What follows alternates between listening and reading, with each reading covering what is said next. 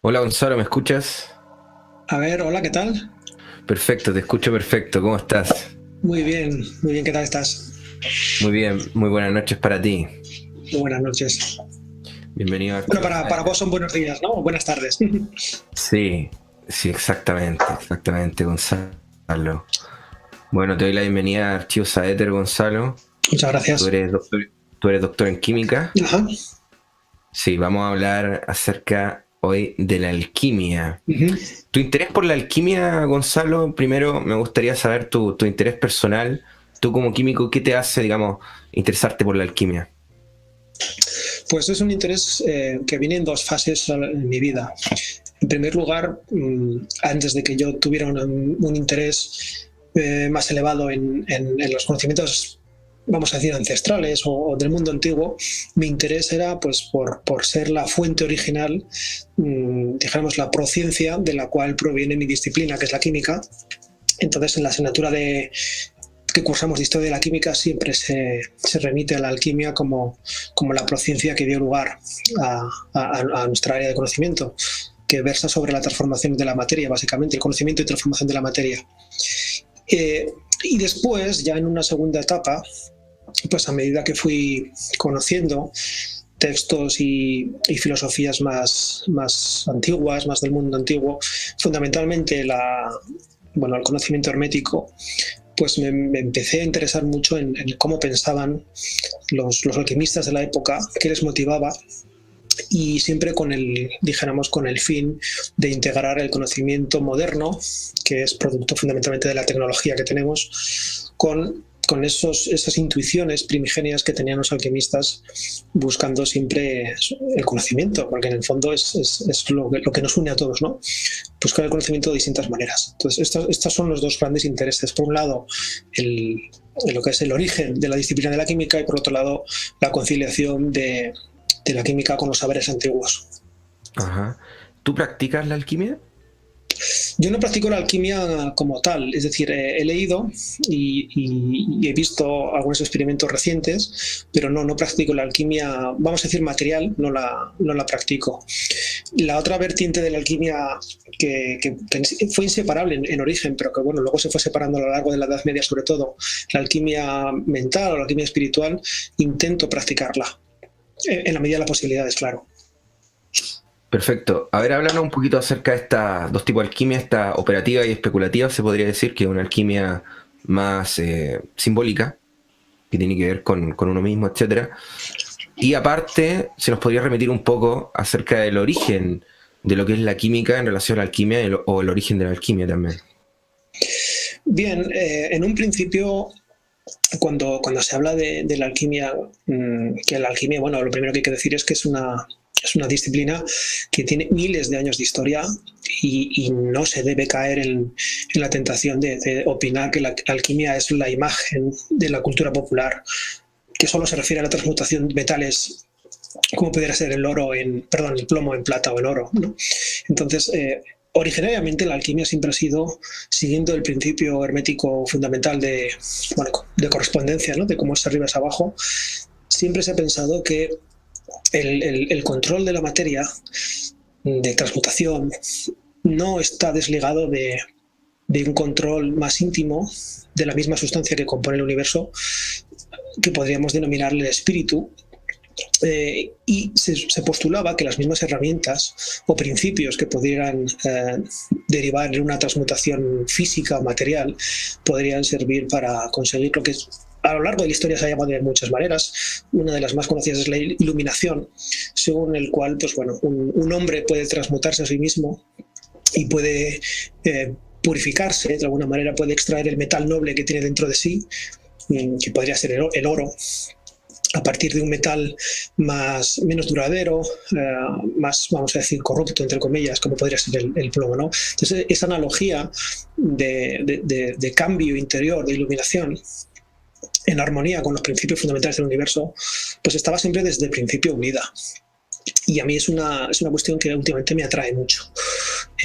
Y bueno, pues siempre se ha postulado que el conocimiento iba a llevar a tanto una como a la otra. Después, bueno, el progreso desde la alquimia antigua hasta la alquimia moderna, pues realmente es que está llena de detalles y como todo, ¿no? Pues de controversias en la historia, etcétera. Hay que decir que la alquimia fue unida a la astrología, por supuesto, y a la filosofía, pues uno de los pilares básicos de, vamos a decir, las civilizaciones más avanzadas intelectualmente del mundo antiguo. Hubo una alquimia muy, muy poderosa y desarrollada en Egipto, por supuesto, en la India, en China, bueno, después en Grecia, fue pasando a Roma, después ya inició lo que sería la Edad Oscura de la Edad Media, fue transitando por distintos periodos y figuras hasta el Renacimiento.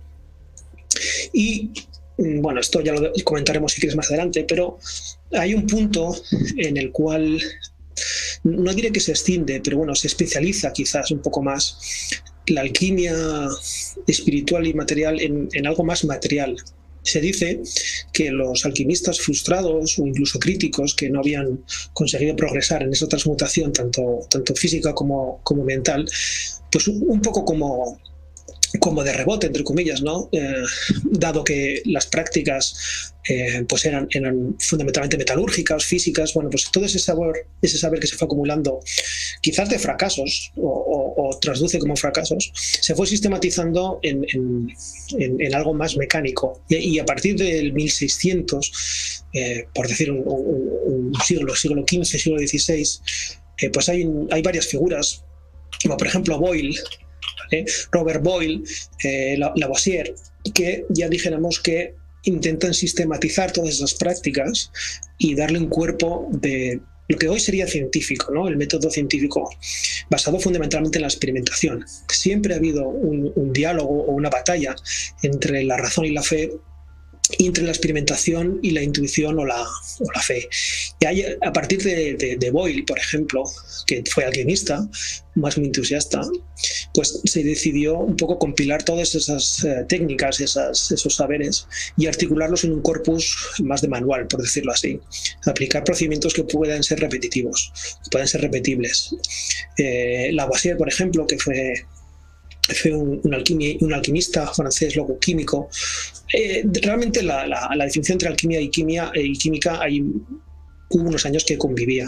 Pues ya dijéramos que articular una nomenclatura, porque la nomenclatura hermética estaba, pues dijéramos, era muy arbitraria, no estaba sistematizada. Se empezaron a sistematizar lo que son las reacciones químicas, a mejorar los procesos de medida, de pesada, y un poco aplicar esos vamos a decir, principios científicos de manera más rigurosa. Entonces, en ese momento, con Boyle, podría surgir lo que se denomina hoy química, pero que en esencia es alquimia. Archivos. Esto del ensayo y el error y el alquimista frustrado del cual estás hablando y estas prácticas que se fueron sistematizando hasta llegar a la química, ¿nos puede hablar un poco de eso? Porque me parece que ahí está el origen de la química, ¿o no? De el alquimista que no logra la transmutación, como tú comentaste, pero sí bien a través de estas prácticas puede llegar a sistematizar una química. Bueno, dijéramos que los procedimientos alquímicos se basaban en la creencia de lo que la gente ya conocerá, ¿no? De los 4 principios fundamentales que se asimilaban fundamentalmente, bueno, pues a los elementales, ¿no? A los elementos, ya se sabe, el fuego, la tierra, el aire y el agua. Y dijéramos que los 3 procesos fundamentales que la alquimia tenía en origen, pues era separar, purificar y reordenar. Es decir, pues la gente conocerá que bueno, los alquimistas pensaban que todo estaba compuesto materialmente de mercurio, azufre y sal. Es unido a los 4 principios y el dominio del fuego como arte maestro para conseguir obtener estas separaciones de los elementos constituyentes, la su purificación y luego la reorganización en las proporciones y manera adecuada para producir sustancias más puras, más dignas y con propiedades, pues dijéramos, más especiales. Bueno, pues esta práctica repetitiva no estuvo exenta de fracasos, porque evidentemente hay que remontarnos a aquellas épocas Y los materiales de partida que tenían estos científicos, yo los denomino científicos, pues muchas veces eran impuros. Pues yo qué sé, una mena de plomo no siempre viene de la misma manera, puede estar más contaminada, más contaminada. El fuego depende de los hornos, cómo estaban construidos. Bueno, en el fondo, dijéramos que hubo mucha frustración porque no se conseguía hacer exactamente lo que se pretendía. Sin embargo, se fueron acumulando muchos saberes, es decir, se llegaron a construir hornos, pues, que permitían controlar tanto el flujo de aire como la temperatura de manera muy exacta, se aprendió a pesar adecuadamente, a desgranar los minerales de manera adecuada. Todos estos conocimientos que en esencia son metalúrgicos, aunque no solo, dijéramos que generaron todo un corpus de técnicas. Ya, por ejemplo, la alquimia árabe se descubrió pues el ácido clorhídrico, se descubrió el agua regia, que era capaz de disolver el oro. Hasta entonces era un metal muy noble, no sufría oxidación, no sufría descomposición, pero sin embargo ya se consiguió descomponer. Entonces, a raíz de estos experimentos se generó toda una serie de saberes y de técnicas que en principio parecían frustrantes porque no se llegaba a la piedra filosofal, ¿no? Dijéramos, no se podía transmutar metales, no se podría conseguir la panacea para curar todas las enfermedades, que era uno de los objetivos de la alquimia, pero quedó un corpus de prácticas que resultaron ser extremadamente eficientes. Combinar metales, fundir metales y bueno, incluso pues, disolver metales. Hacer destilaciones. Los árabes fueron extremadamente buenos en hacer destilaciones, desarrollaron los alambiques. Recordemos que alquimia viene de árabe, alcohol viene del árabe, alambique viene del árabe. Dijéramos que ahí, por ejemplo, en esa franja temporal, pues desarrollaron todas esas técnicas que hoy en día son las que usamos en los laboratorios. ¿Qué tan importante es la alquimia en el desarrollo humano? Porque vemos que es más de lo que nosotros pensamos, ¿no? Hay una serie de elementos que se han podido desarrollar y ha podido servir para futura experimentación, incluso en la ciencia, luego. Pero también se hacía fundimiento de metales, ¿no? Y incluso el famoso baño de María, que es poner un cuerpo, ¿no?, en alta temperatura, agua hirviendo, eso también vendría siendo alquimia. ¿Qué tan importante es la alquimia para el desarrollo humano? La alquimia es central para el desarrollo de las civilizaciones tal y como las conocemos, desde el tiempo antiguo. En lo personal, yo siempre digo que yo no elegí la química me eligió a mí, y desde siempre he pensado que la química es la manera más eficiente y capaz de conocer por lo menos el mundo material que nos rodea. Entonces, yendo hacia atrás, la alquimia es absolutamente central en desarrollar, por un lado, estos principios filosóficos que en esencia decían que la interacción entre la energía y la materia no es ninguna locura. Es decir, hoy en día sabemos que la fotoquímica existe y bueno, es absolutamente fundamental, incluso industrialmente. Entonces, en esencia, esos pensamientos de conocimiento de la materia, conocimiento de la energía y dominio de la misma a través del conocimiento es lo que ha derivado en lo que tenemos hoy en día. Es decir, no podrían existir los plásticos, los antibióticos, ni ningún tipo de química industrial si no hubiera existido la alquimia. Es absolutamente fundamental para el desarrollo e iluminación de las generaciones en cuanto a control del universo material que nos rodea. Es absolutamente imprescindible. El baño María, por ejemplo, pues es una técnica de calentamiento pero controlado, de tal manera que pues tú pones un medio conductor a la temperatura, como es el agua, entre tu recipiente y el fuego, no tienes el contacto directo con el fuego, de manera que no tienes puntos de sobrecalentamiento, que es lo que pasaba al principio. El calentamiento es homogéneo en toda la superficie del matrazo, del alambique. Bueno, son una serie de prácticas y de conceptos que es absolutamente fundamental. ¿Cuál fue un poquito el error, entre comillas? Quizás la sobreinterpretación. Los alquimistas originales, cuando se referían a los elementos constituyentes, los 4 elementos, no se referían tanto a las sustancias materiales que los componen, que hoy sabemos que son los átomos, sino a los principios, vamos a decir, más sutiles. Entonces, el intentar reconducir todas las investigaciones para desgranar esos 4 elementos y recombinarlos, quizás fue lo que contribuyó a la frustración.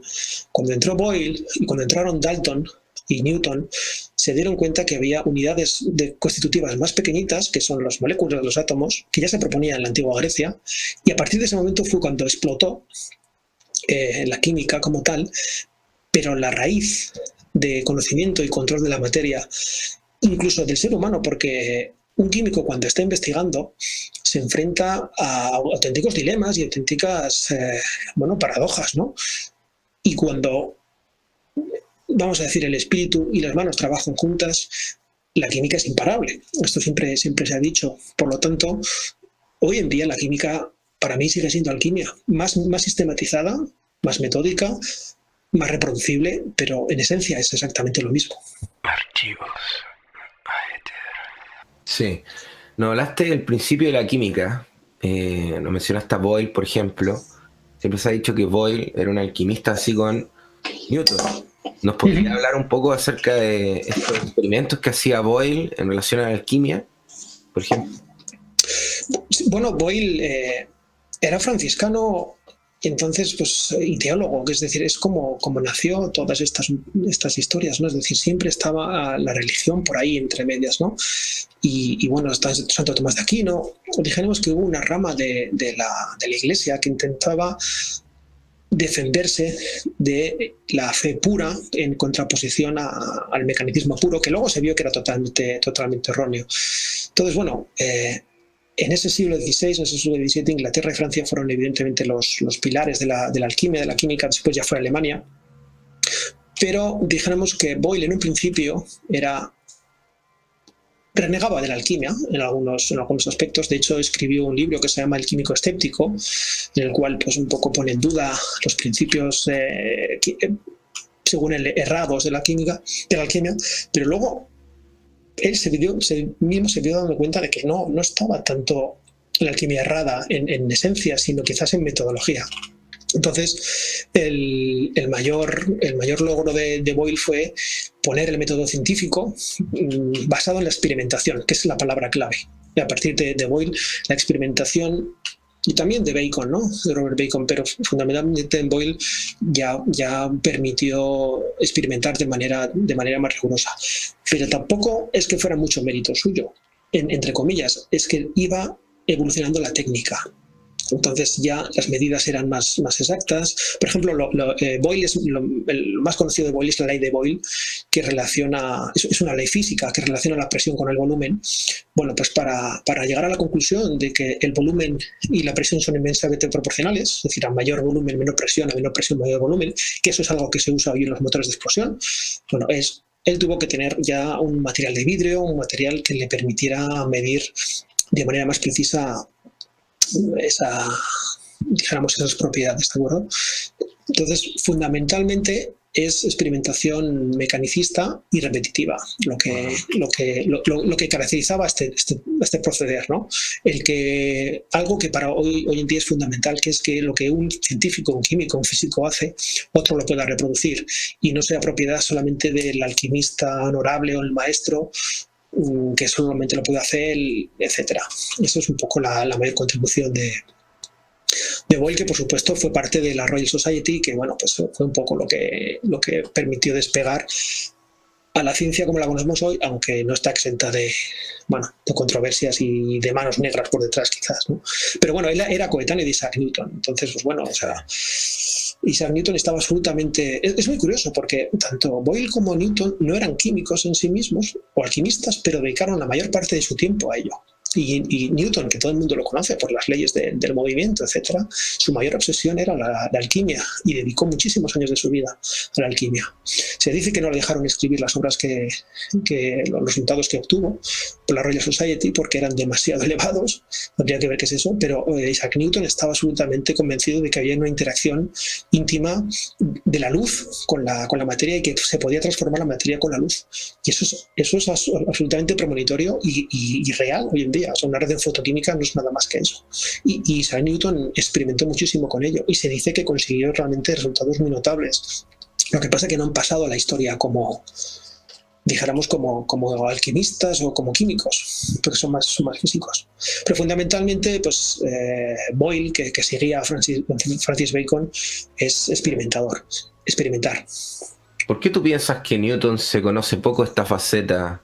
Es algo nuevo esto, esta idea de que Newton era alquimista. ¿Por qué tú piensas que en la historia se ocultó? Pues habría que preguntarle a los que ocultaban esta información.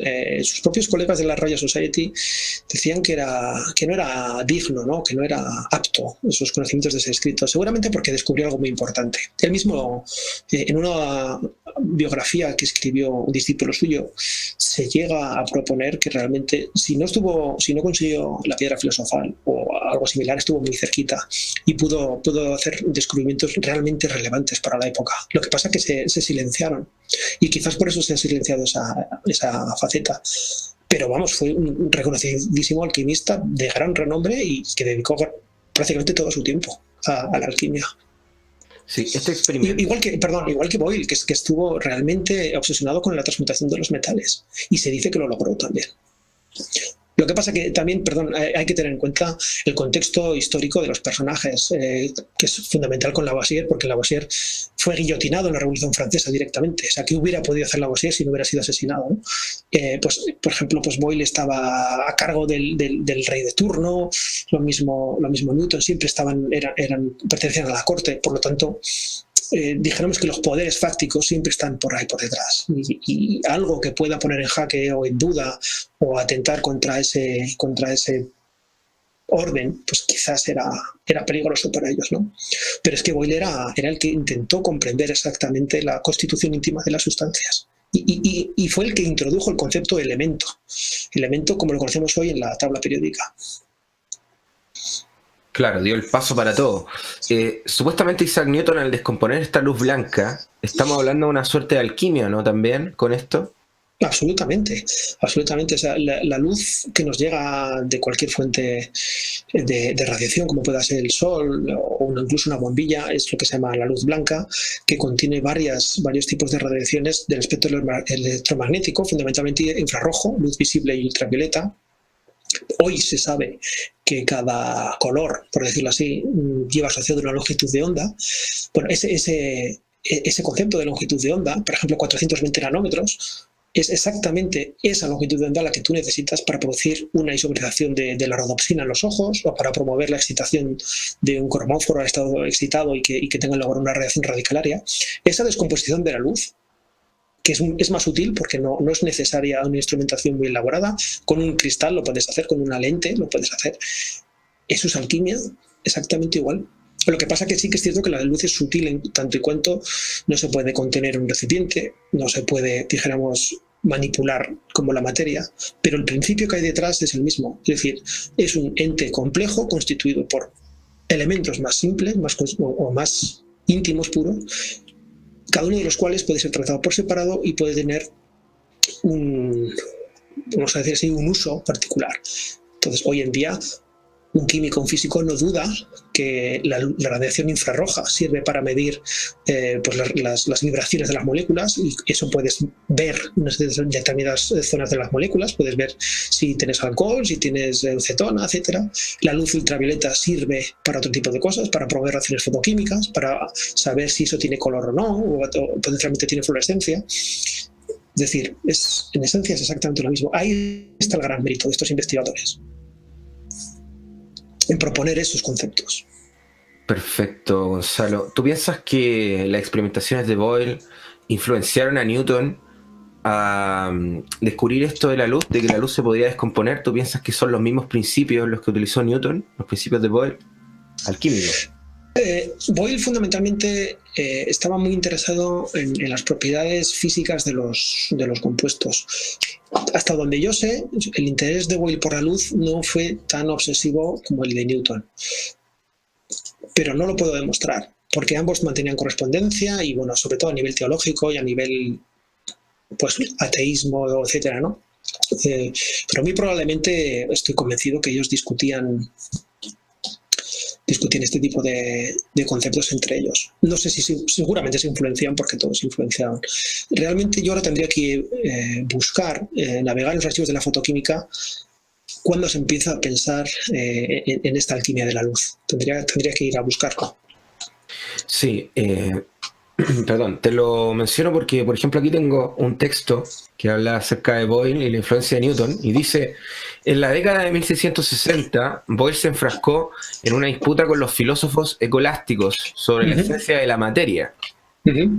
Estos seguidores de Aristóteles creían que una vez que una sustancia es disuelta en algo más, pierde su identidad para siempre.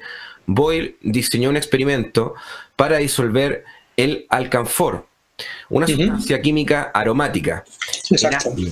en el que en un punto alcanfor perdía su esencia. El experimento estaba en concordancia con el pensamiento escolástico, pero Boyle después añadió agua a la solución, al punto que el alcanfor reapareció, Exacto. recuperando su olor y todas las demás propiedades. Boyle podía realizar trucos similares con los metales disueltos como el oro. Esta alquimia clásica probó que los escolásticos estaban equivocados. Boyle dijo: las sustancias disueltas no pierden su identidad. Esto de descomponer la luz puede ser, por ejemplo, una influencia clara de este experimento, por ejemplo, de Boyle. ¿Cómo lo ves tú? Pues en esencia sí, porque tú la luz la puedes descomponer, pero no deja de ser luz, y el momento en el que retiras el instrumento que la descompone, vuelve otra vez a, bueno, yo que sé, una rejilla de difracción o un monocromador. El momento en el que ese aparato no está, vuelve a recombinarse. Entonces, en esencia puede ser lo mismo. Este experimento del alcanfor de origen árabe, es exactamente lo que hacemos en prácticas de primero de una extracción líquido-líquido usando disolventes orgánicos y acuosos. Es muy sencillo de explicar. Uno pensaba, por ejemplo, si tú tomas oro y lo disuelves en agua regia, ya no tienes oro, tienes cloruro de oro. ¿Vale? El oro metálico, estado de oxidación 0, pasa a ser oro 3 y ya no es metálico ni va a volver a ser nunca metal cuando evapores ese agua regia, que es una mezcla de ácido clorhídrico y ácido nítrico. Te va a quedar, cuando evapores te va a quedar un sólido, pero es una sal que se llama cloruro de oro. Eso es un proceso de transformación muy drástico de la materia. Sin embargo, si se toma alcanfor y se disuelve, por ejemplo, en alcohol o en éter etílico, sigue siendo alcanfor, porque las moléculas son las mismas, no han cambiado, no han sufrido un estado de oxidación. Sin embargo, en cuanto tú añadas algo en lo que ese alcanfor no es soluble, no se disuelve, como por ejemplo el agua, porque el agua es demasiado polar, el alcanfor es una molécula orgánica, una molécula polar, va a volver a precipitar, que es algo que se usaba ya en la alquimia. Va a reaparecer ese compuesto sólido, lo vas a poder separar de ese líquido, y cuando lo seques bien, te va a volver a quedar alcanfor exactamente lo mismo. Eso es una técnica de separación más física que química, porque no implica cambio de la sustancia, no hay formación ni creación de enlaces, ni destrucción, no cambia, pero en esencia es lo mismo, es exactamente lo mismo.